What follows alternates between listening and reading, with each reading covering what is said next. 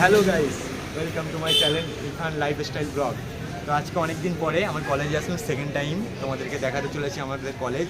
তো আজকে কলেজে একটু দরকার ছিল, তার জন্য আমি কলেজে এসেছি। তো আজকে ভিতরে গিয়ে দেখতে থাকি।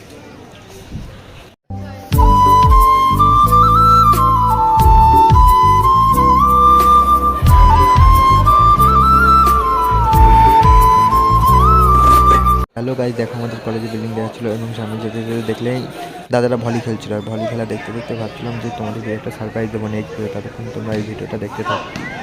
তো হ্যালো গাইজ, আজকে এসেছিলাম আমি কলেজে। তো কলেজে একটু দরকার ছিল, তার জন্য কলেজে এসেছিলাম। তো কলেজের দরকারটা মিটে যাক, আবার তোমাদের সাথে কথা হবে এবং বাড়ি যাওয়ার টাইমে তোমাদের সাথে দেখা হচ্ছে আবার রাস্তায় গিয়ে।